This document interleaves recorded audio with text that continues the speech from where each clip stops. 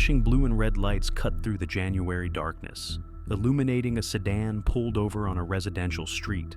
A driver, just minutes from his home, found himself suddenly surrounded. Voices escalated, sharp commands overlapping, some contradictory. The situation shifted from a routine traffic stop to a struggle in mere seconds. He was pulled from his vehicle, forced to the ground. The raw footage captured a chaotic flurry of movement. Hands reaching, bodies pressing. Then the undeniable impact of strikes. This was not an arrest. It was an ambush. The man, disoriented and struggling for air, could only try to escape the relentless pressure. This was Memphis, Tennessee, in January 2023. The man was Tyre Nichols, 29 years old. He was a father, a FedEx worker, and a talented photographer who found solace capturing the city's sunsets. But on that cold night, the light within him would be extinguished, not by accident, but by a concentrated assault.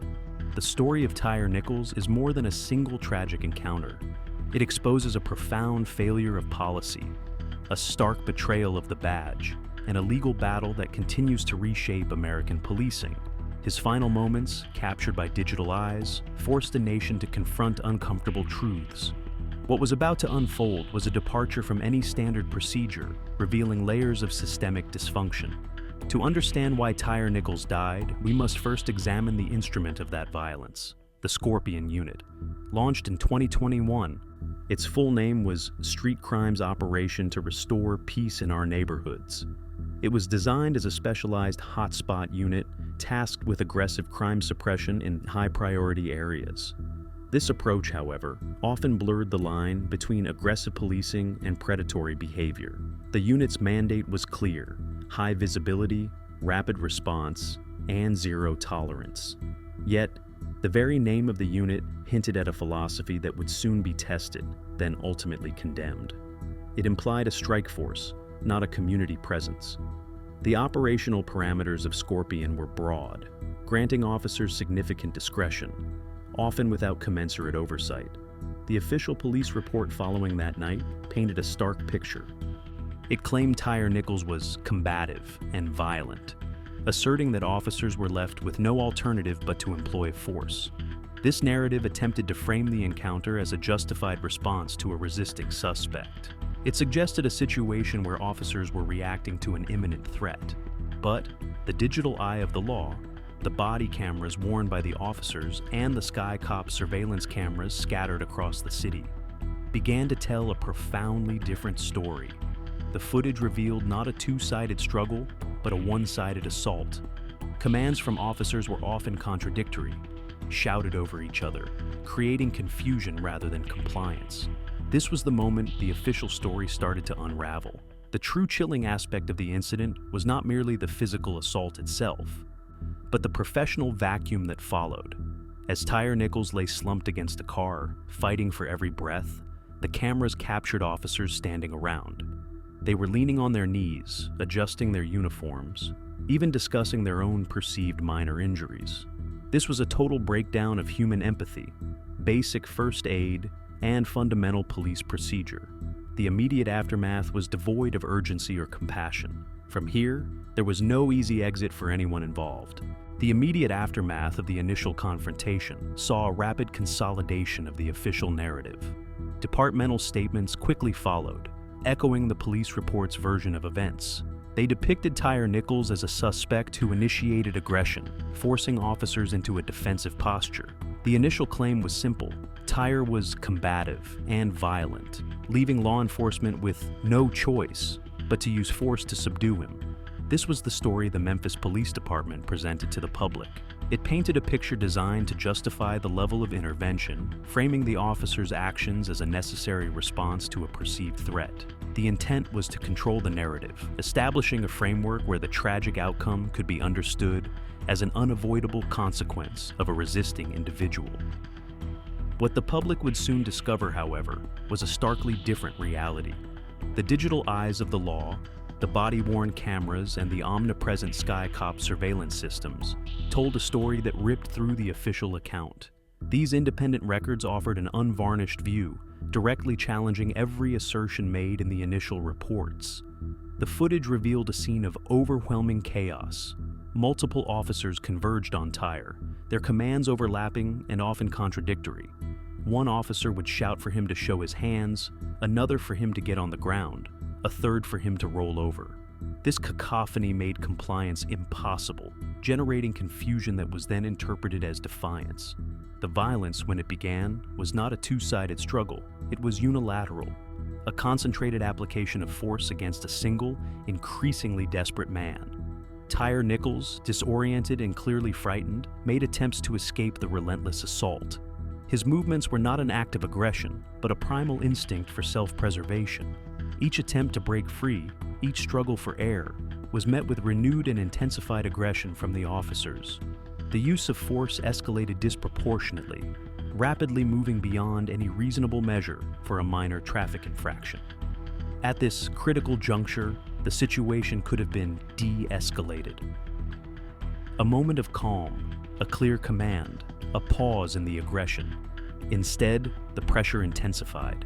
The officers' actions became a relentless pursuit, driving the encounter to its tragic conclusion. This was the moment control slipped. Not only for Tyre Nichols, but for the officers themselves, stepping into a zone where procedure was abandoned for raw force. The most chilling aspect of the entire incident was not just the physical assault, but the profound professional vacuum that followed. As Tyre Nichols lay slumped against a patrol car, his body struggling for breath, the footage captured a shocking display of indifference. Officers were seen standing, leaning, and even casually discussing the details of the incident. Some commented on their own perceived minor injuries. What was conspicuously absent was any sign of urgency or basic human care. No officer immediately checked Tyre's vital signs. No one called for an ambulance with genuine alarm. The scene was devoid of the fundamental protocols for medical assessment or first aid, which are paramount after any use of force incident. This was not merely a procedural oversight. It was a total breakdown of human empathy. The officers' collective inaction in those critical minutes represented a profound betrayal of their oath.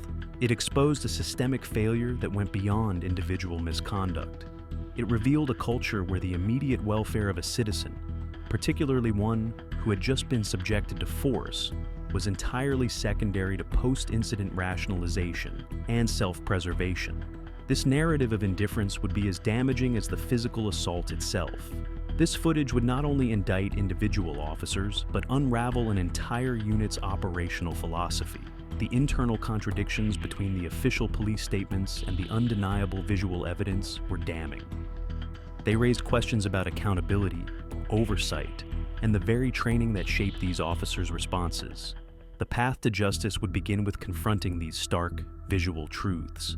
The sheer weight of the video evidence made prosecution inevitable.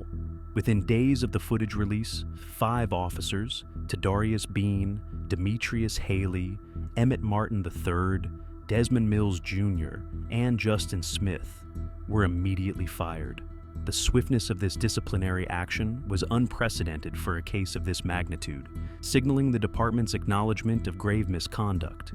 But termination was only the first step. The Shelby County District Attorney quickly announced criminal charges ranging from second-degree murder to aggravated assault, aggravated kidnapping, official misconduct, and oppression. These charges reflected the multi-layered nature of the alleged crimes, encompassing both the direct use of force and the abuse of authority.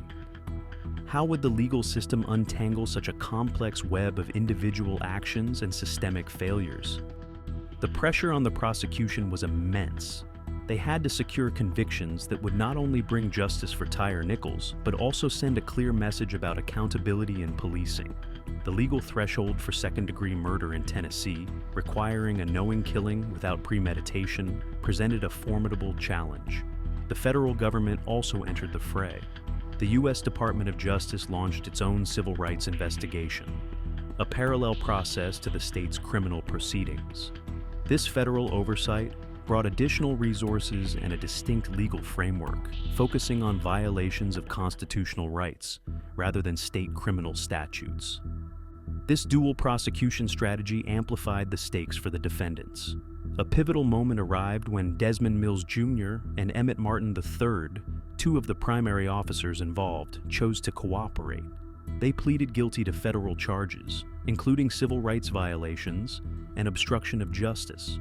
Their cooperation was a significant turning point. It offered prosecutors an invaluable, inside perspective on the Scorpion Unit's culture, its operational norms, and the immediate post-incident actions.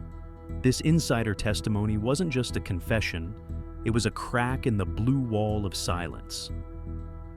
It provided granular details that corroborated the video evidence and illuminated the thought processes, or lack thereof, during the critical moments.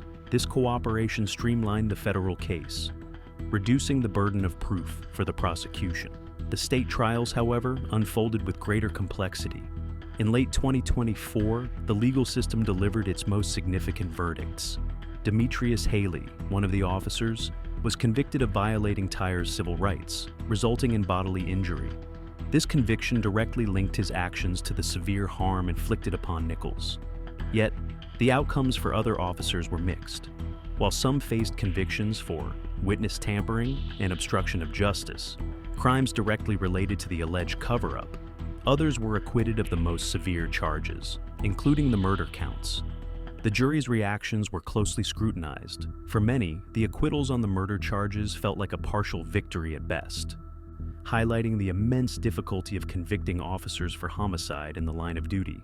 It underscored the high legal bar and the persistent challenges of proving intent beyond a reasonable doubt in such chaotic circumstances. This left a haunting question. Was true justice fully served, or did the system once again protect its own? Beyond the criminal courts, the civil lawsuit loomed large. The Nichols family filed a staggering $550 million suit against the city of Memphis, alleging negligence, gross negligence, and constitutional violations. This was one of the largest such lawsuits in history. For many Americans, these massive settlements, while providing a semblance of accountability and restitution, are a double-edged sword.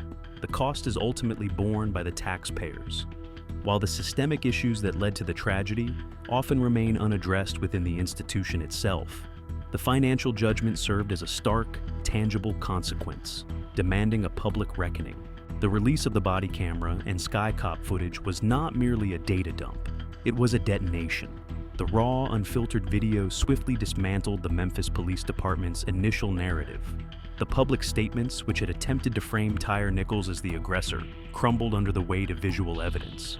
Every claim of self-defense or necessary force was contradicted by the brutal clarity of the recordings. This was more than just a public relations disaster. It was an institutional implosion.